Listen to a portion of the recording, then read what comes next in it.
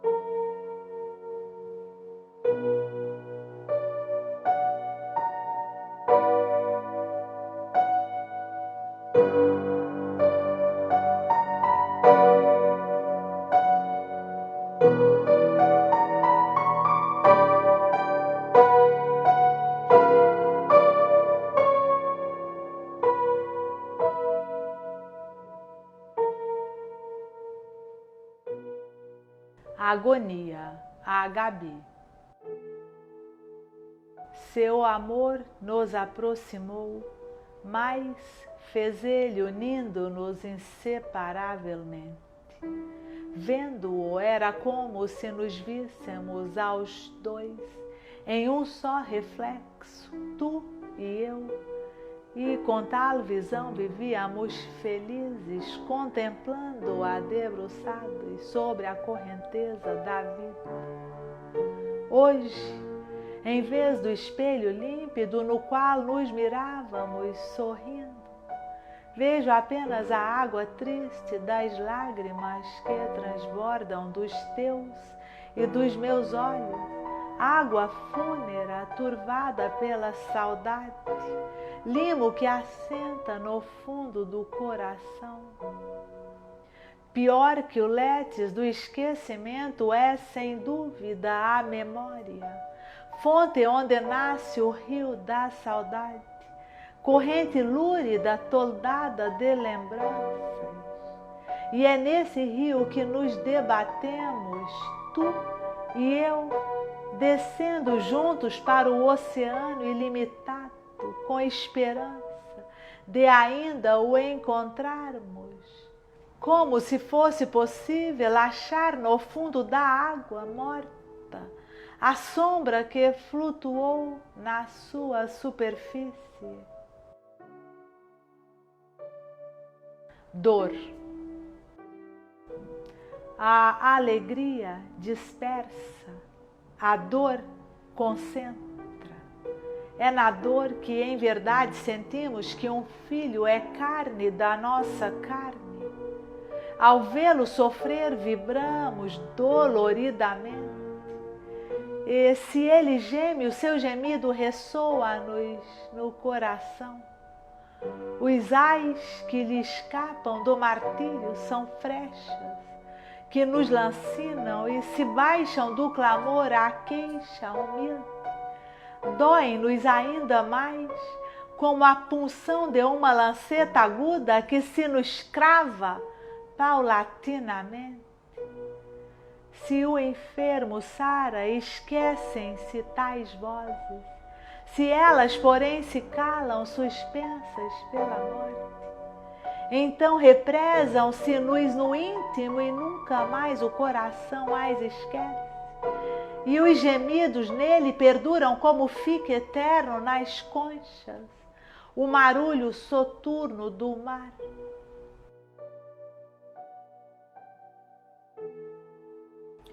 Insone. A casa não dormia. Era a única na rua sossegada que se mantinha aberta e acesa durante a noite toda, e ainda que silencioso, Ensurdecido pelos cuidados, o movimento nela era contínuo. Falava-se aos cochichos e volta e meia no quarto em que ele sofria, vigilo, soava a exclamação angustiosa: se eu dormisse 1 hora. O sono que enchia a casa, acabrunhando aos que o desvelavam, tantas noites despertos, só não lhe chegava a ele. Os enfermeiros revezavam-se-lhe à cabeceira e por toda parte. Em desordem eram pacotes de algodão, ampolas, rolos de gás, frascos. De quando em quando alguém chegava-se à luz com o termômetro. Em todo caso havia esperança, e quando os pássaros começavam a cantar nas árvores e no céu, desensombrava-se em rosicler e ouro, mas se animavam os corações.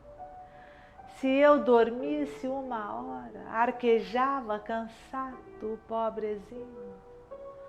O sol entrava a jorros, era o dia e começava na rua o movimento. Todos contavam vê-lo, de repente, sorrir anunciando o alívio desejado, e ele, rolando aflitamente os olhos, agitando-se no leito ansioso, insistia nas palavras tristes: se eu dormisse 1 hora. E assim passaram-se 9 dias e 9 noites, dias de tortura, noites em claro, longas, exaustivas, sem sono, gemido, até que ao fim da tarde 10ª, ao lento soar das 7 horas, abriram-se-lhe muitos olhos, encheram-se-lhe de lágrimas, e entre nós dois, ela e eu, ele começou a aquietar-se, deixou de gemer para dormir e adormeceu, enfim, não por 1 hora, mas para não acordar mais, nunca mais. Sede. Na escala dos ásperos tormentos, entre tantos que sofreu Jesus, foi o da sede o mais acerbo e o único de que ele deu queixa. Não se lhe ouviu palavra quando dos tratos e afrontas com que o aviltaram no pretório.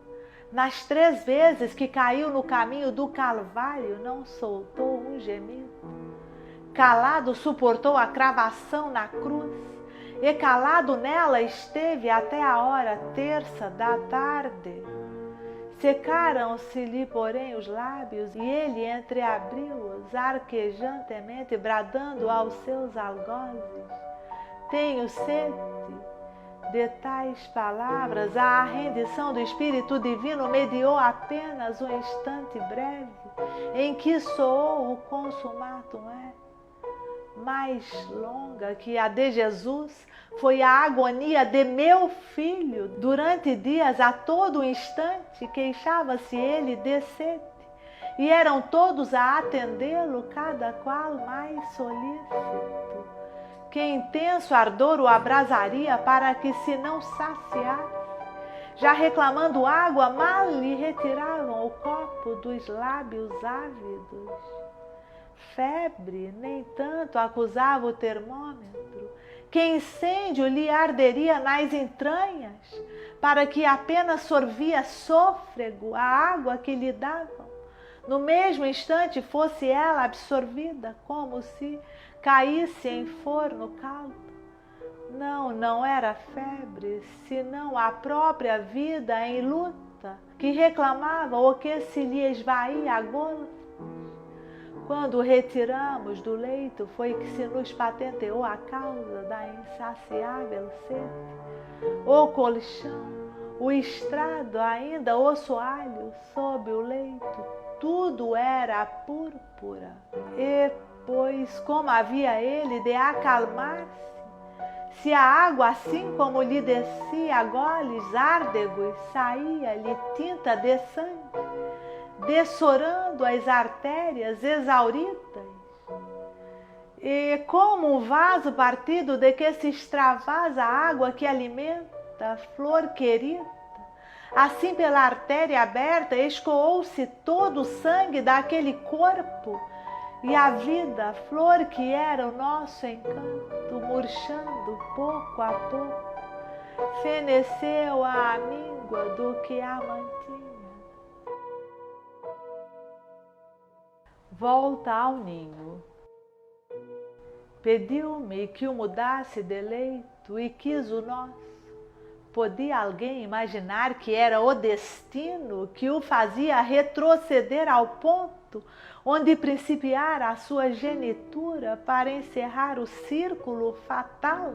Quem o diria presa da morte, vendo o tio robusto, em pleno vício de saúde, mascarando com o sorriso o rito do sofrimento?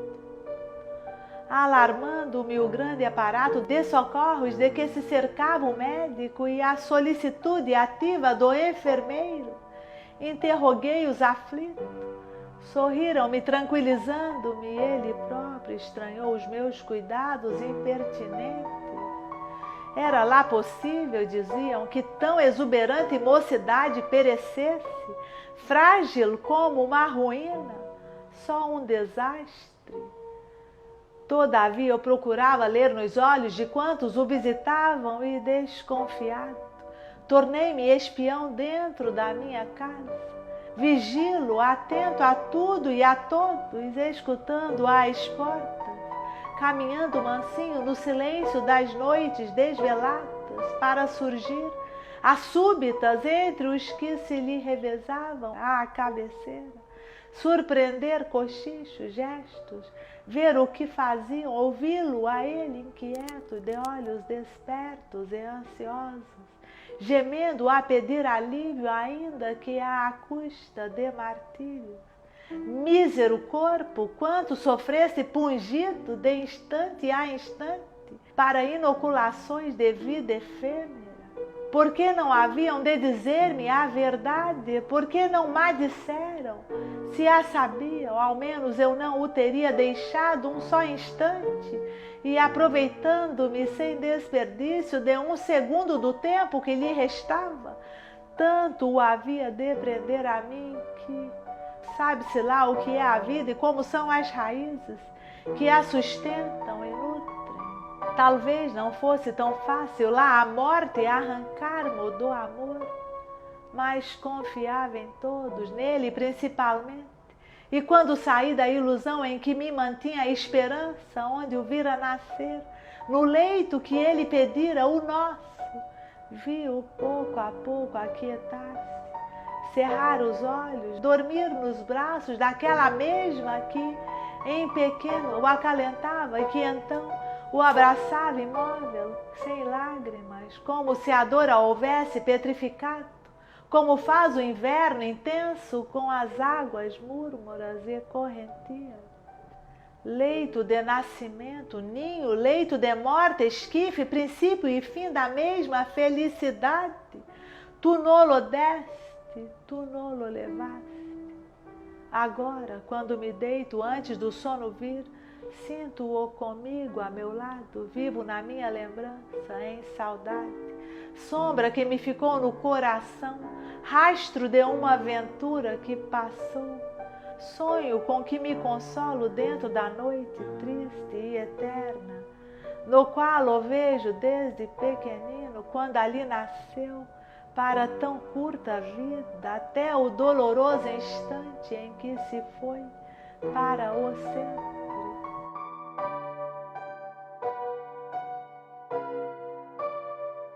O viático.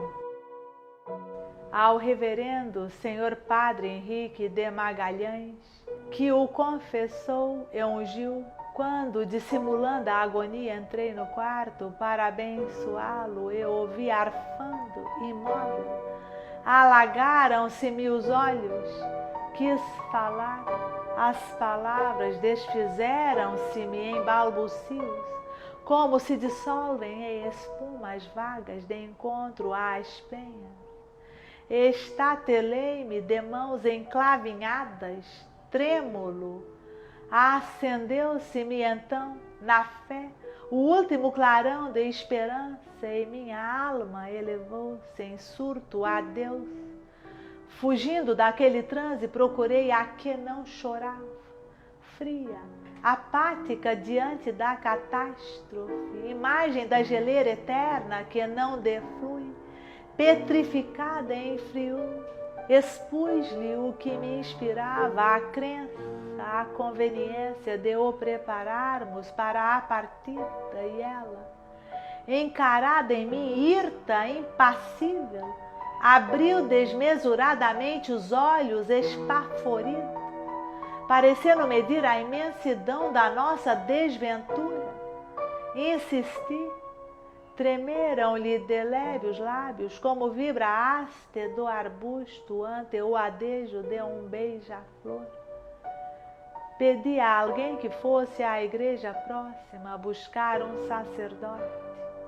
O tempo que mediou entre a partida do emissário e a chegada do religioso foi tão breve, ou tanto eu nele me perdi, que ao avisarem-me da chegada do padre fiquei surpreso, como de milagre. Sim, era ele com a maleta em que vinham os sacramentos. Olhamo-nos sem palavras. Silêncio como jamais abafara a minha casa encheu-a toda. As próprias janelas, largamente abertas, não pareciam respirar. Pé ante pé tornei ao quarto, certo de encontrar o enfermo na inércia em que o deixara. E que vi eu arrepiado de horror, e no auge da mais feliz surpresa, meu filho a olhar pela janela aberta o céu azul, almofadado em nuvens, os ramos da árvore da rua que devassam o mais íntimo do nosso lar, ramos onde de madrugada quase conosco, doméstico, saltita, certo passarinho e canta, tão calmo, tão sereno, que dir-se-ia haver acordado de noite, bem dormida, e estar ali, gozando a preguiça da manhã. Fora uma crise apenas, e eu por ela imprudentemente me precipitara. Que fazer? Despedir o sacerdote? Anunciá-lo ao enfermo? Tal anúncio valeria por sentença, e ainda havia esperança em nossos corações. E ele nem sequer pensava na gravidade do seu estado, tanto que momentos antes, ao raiar da alva, quando a passarada começava, com os gorjeios, dissera, lembrando-se de passados tempos e pensando em futuros dias: esta é a hora melhor no mar, os rapazes devem estar treinando, e eu, aqui, enfim, ainda pode ser. O coração cresceu-me, harto, as veias túrgidas puseram-se a latejar, a ímpetos, lágrimas ardiam-me nos olhos. Que fazer? Que dizer? Foi ele que me tirou da hesitação angustiosa, perguntando-me a sorrir, surpreendido com a minha atitude: que tens? Por que me olhas assim? Que teria ele visto nos meus olhos, percebido no meu olhar que ia tão longe que chegava à morte? Animei-me a falar, não sei que disse, não sei. De repente vi-o cerrar a fronte, soerguer-se a custo, fitar-me a vista terebrante, pálido, de lábios trêmulos, e exclamar, com espanto doloroso, como se eu o houvesse amaldiçoado: papai. É que eu rasgara violentamente o véu misterioso, mostrando no fundo da esperança. Deus, é que eu lhe anunciara a hora suprema da religião, hora última da terra, hora que não soa nem declina, hora incomensurável, parada fora do dia e da noite, rosto da eternidade. Houve então entre nós um olhar, e nesse olhar, como se cruzam no beijo os amores, cruzaram-se desesperos. Tentei justificar o meu procedimento, que a religião e a medicina que não falhem, porque os seus remédios são aviados por Deus e salvam. As lágrimas intrometeram-se-me pelas palavras e ele, comovido, tomou-me a mão, atraiu-me a si e meigo interrogou-me: você quer? Solucei, acenando afirmativamente. E mamãe, respondi com o olhar, pois sim, concordou suave. Então também eu quero. Todo o meu fôlego afluiu-me à garganta, sufocando-me. Ele, sentindo a minha angústia, sorriu-me, confirmando o que dissera com um gesto de brandura. Caminhei para a porta, antes, porém, de sair, voltei-me, ele inclinar a cabeça. E então vi as lágrimas da sua juventude, os seus sonhos desfolhando-se às gotas, todos os seus amores despedindo-se. Saí, o sacerdote entrou. Quanto tempo durou a confissão daquela alma em flor? Foi para o meu coração tão longo que ainda nele persiste e durará enquanto eu viver. Durará como um remorso dentro da minha saudade. Durará como espinho na flor da minha ternura. Quando o padre saiu, fui-me direito a ele. Chorava e sorria. Chorava como homem, com pena daquela vida talada em pleno vício.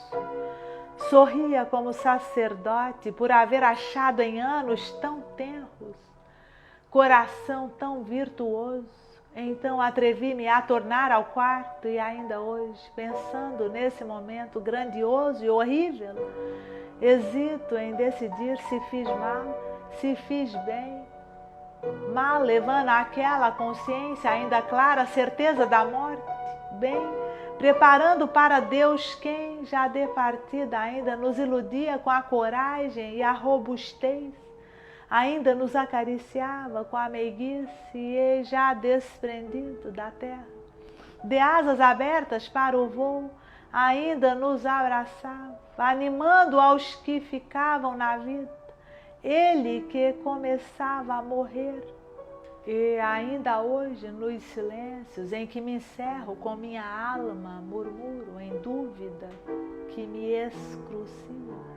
Quem sabe se o não entreguei cedo demais a Deus? É possível que se eu lhe não houvesse quebrado as forças da alma, se não houvesse imprudentemente substituído a esperança pela fé, deslocando-o da terra para o céu, ele resistisse e ainda vivesse conosco, amado e amando-nos. Mas, e se por descuido nosso ele partisse sem a unção que salva? Precipitei-me talvez, mas foi ainda por amor, para que tua alma, meu filho, fosse como foi, na tristeza daquela tarde lúgubre, direita e triunfante, para o esplendor eterno que é o próprio olhar de Deus. A morte. Todos se acercaram do leito e ele, estranhando talvez o rosário de corações que assim o cingia, relanceava em volta lento, interrogativo, olhar de espanto. Por vezes crispava-se-lhe delébio o rosto, como se frisa com a aragem a superfície da água. As mãos moviam-se-lhe inquietas, contraindo, distendendo os dedos. O peito arfava-lhe opresso, como se sustentasse um peso esmagador. Silêncio trágico continha a todos suspensos.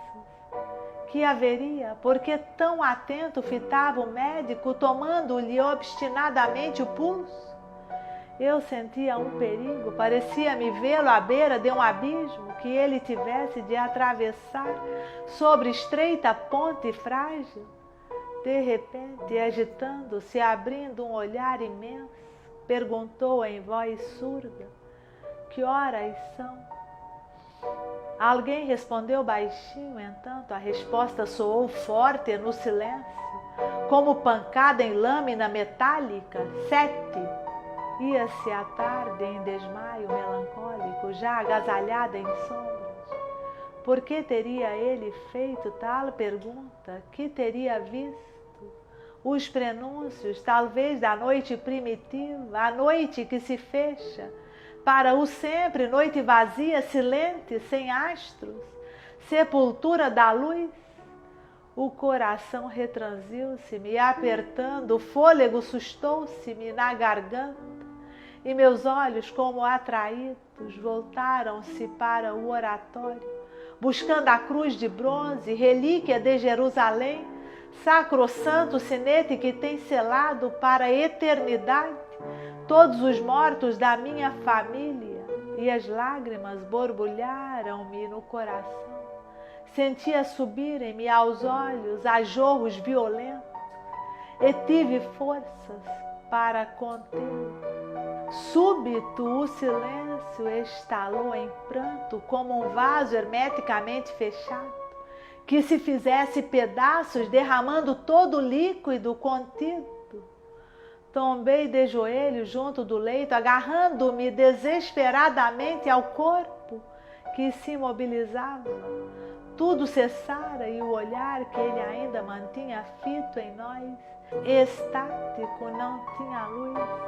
Era como o borrão que fica ardendo nos cílios e que pouco a pouco, envolto em fumo, vai se extinguindo, até de todo se apagar. Alguém chamou por ele em pranto. Ai de nós! Às pedras deu-lhes Deus o eco para responderem. A quem lhes brada e ao que morre tudo se vai, não fica sequer um pouco de som para a suprema palavra de um adeus. É um caixão que se fecha, nada mais. Consumatum. Onde estaria eu quando desceram para a minha sala de trabalho? Onde estaria eu que não dei pelo trânsito cruciante? Quando entrei no quarto e vi a cama deserta, foi tal o alvoroço no meu coração que estaquei suspenso. Entendo um grito? Seria possível? Olhei em volta, mas toda aquela desordem, velas ainda acesas, o silêncio lúgubre, vazio. Se o corpo sai com vida, deixa um misterioso sinal de si. O ausente afigura-se nos presentes. O morto não. A morte arrasta tudo consigo e ali nada mais havia, mais nada senão o sulco revolto como que fica nas águas, a passagem de um barco fundo, mas de breve duração, agitado, mas só em efêmeras espumas. Onde estaria eu quando o desceram? E foi diante daquele vazio que senti toda a grandeza do meu amor. É pelo diâmetro e profundidade da cova que se pode avaliar a extensão das raízes da árvore derrubada. Onde estaria eu quando o desceram? Afastaram-me de certo para transportá-lo. Foi melhor assim. Não há hora mais triste que a do ocaso, hora do descer da luz. A noite é o irremediável com a consolação das estrelas, que são lágrimas. Fizeram bem em poupar-me a cena triste do descimento do corpo frio. Foi como se me adormecessem para uma operação dolorosa. Quando dei acordo de mim, tudo estava consumado. A chave. Fechado um cofre e é tirada a chave em pleno oceano. Nem por isso deverá o dono perder a esperança de poder um dia reavê-lo, abri-lo e rever o seu tesouro intacto. Não tornou do pélago o anel lançado pelo tirano às vagas, em hóstia à fortuna que o recusou, devolvendo-o nas entranhas de um peixe. Mergulhadores, assim como pescam pérolas, podem rebuscar nas areias e covas submarinas a joia imersa, trazendo-a à tona e restituindo-a ao que a perdeu, ou, em instantes de desvario, atirou ao mar. Todos os abismos têm limite. De um só, o túmulo, ninguém mediu ainda a profundidade. Quantos lá têm amores, desfeitos em saudades, tentam em vão alcançá-los e valem-se dos meios todos frustrâneos, ilusões que, em vez de consolarem, mais aumentam o desespero. O que se acredita ver na placidez da morte e a imagem do que existe no coração. Quantos infelizes, deixando a realidade triste pela miragem falaz, ficam na vida sem o que tinham para guiá-los, que era a luz da razão, apagada no mergulho em que se precipitaram. A pequenina chave que fechou o teu caixão, meu filho, nunca mais terá serventia. Fez o que lhe cumpria, nada mais tem a fazer. E eu, entretanto, guardo-a como a mais preciosa das minhas relíquias. Para quê? De que me serve se com ela não abro mais do que as fontes do coração, dando livre curso às lágrimas saudosas? Vê-la, tocá-la, tê-la perto de mim é lembrar-me de ti fechado. Como estás? Para o sempre, com o selo inviolável da eternidade. Em minhas mãos é essa pequenina chave que deu a grande volta no círculo da tua vida, encerrando-a. Pode ser comparada a um facho nas mãos de um cego, porque ainda que ele o possua e sinta, em nada lhe aproveita. Que mergulhador terá fôlego tão longo que lhe permita descer aos penetrais do túmulo e de lá trazer o meu tesouro? De que me serve a chave que conservo, se o cofre que ela fechou aprofunda-se tanto que o próprio pensamento não lhe chega a jazida? Admitindo, porém, que me fosse dado abrir o que entre flores fechei, com mão tremente, lágrimas a jorros, no instante em que, perdida toda a esperança, entreguei-te à cova e a Deus, teria eu ânimo bastante para contemplar o que me devolvia o nada, restos de ti deixados pelo céu e pela terra? Para que profanar despojos?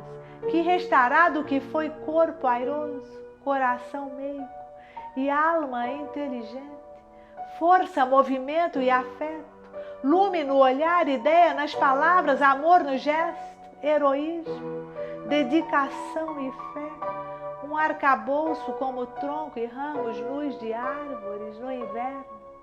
Árvore! A árvore reenfolha-se, reflore, renova-se com mais viço ao calor do sol da primavera. Prolonga a vida em ressurreições contínuas. O corpo, uma vez tombado, resolve-se em pó que se não levanta. De que me serve possuir a chave? Antes eu a tivesse lançado ao mar, assim não teria ante os olhos essa promessa que se não cumpre. Esperança sempre desvanecida. Chave de um segredo que se não revelará jamais. A alma, entretanto, apega-se a tudo. Tudo lhe serve de consolação e martírio.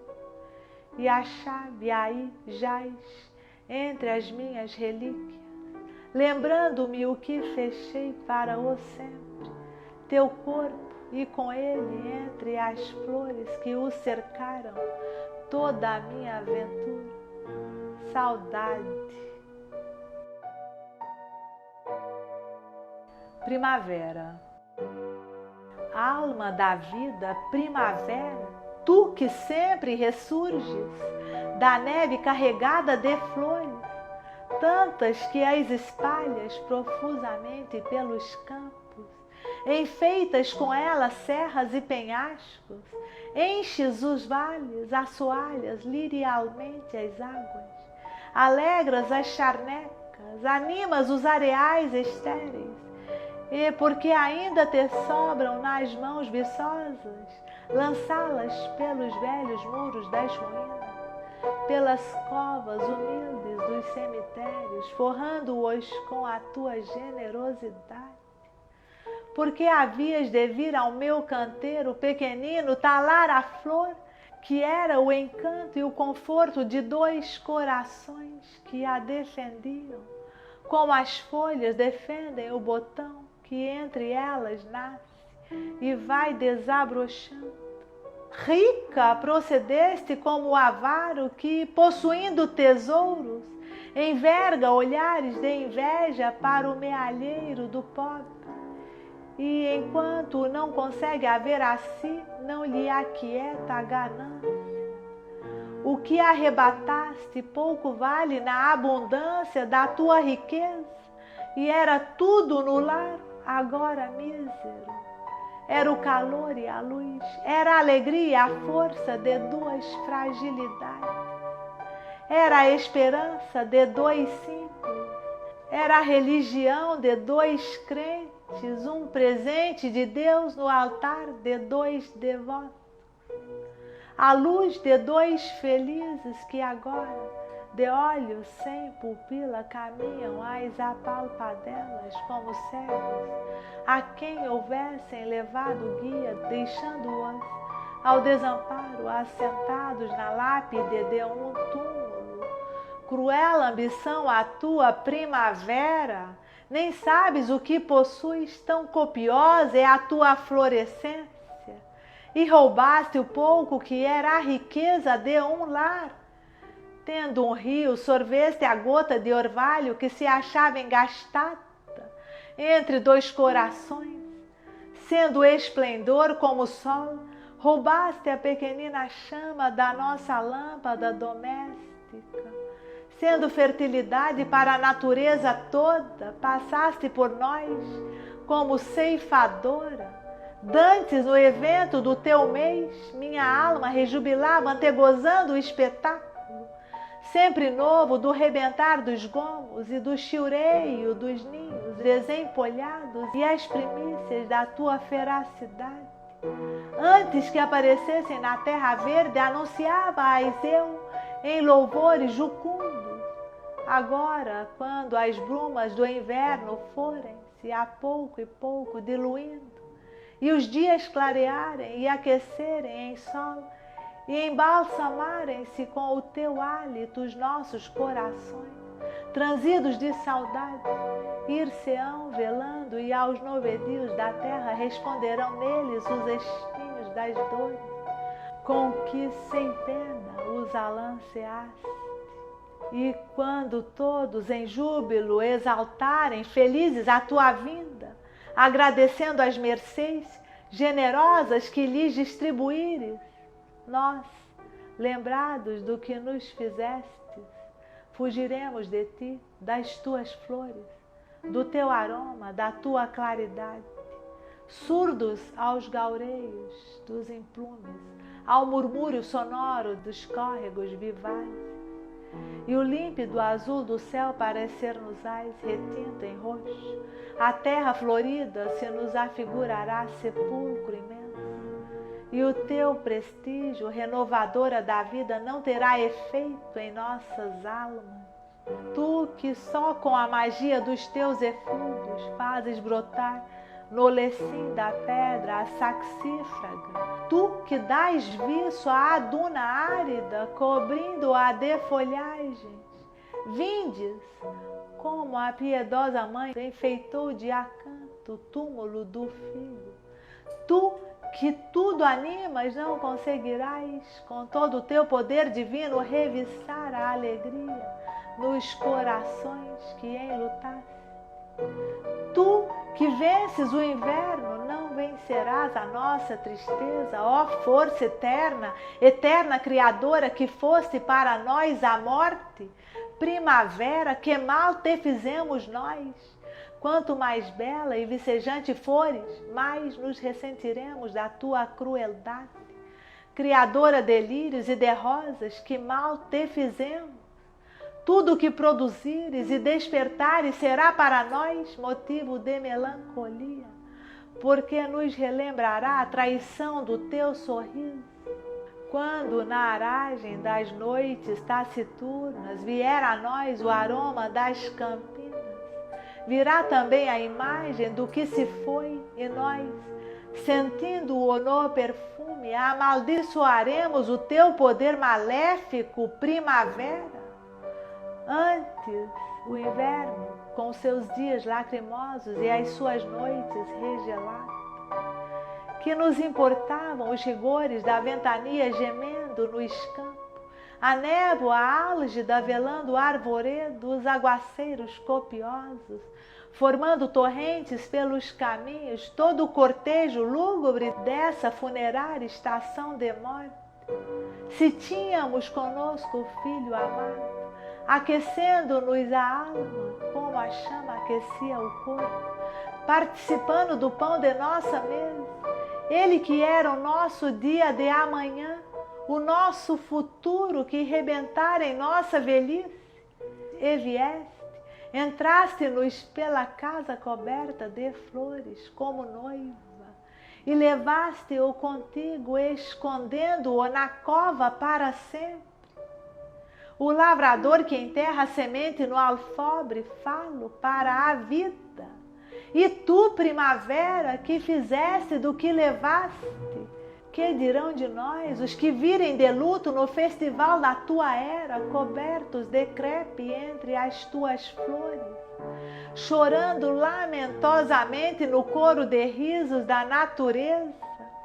Quiseste uma flor nova e viera buscar a que tínhamos tão escondida e não temíamos a morte.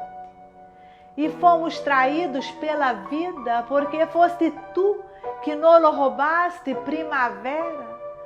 Tu que reenfolhas troncos que o lenhador despreza na floresta, tendo-os por mortos e apodrecidos. Tu que dás vida em flor aos pântanos estagnados, tu que realizas milagres de ressurreição em toda a natureza.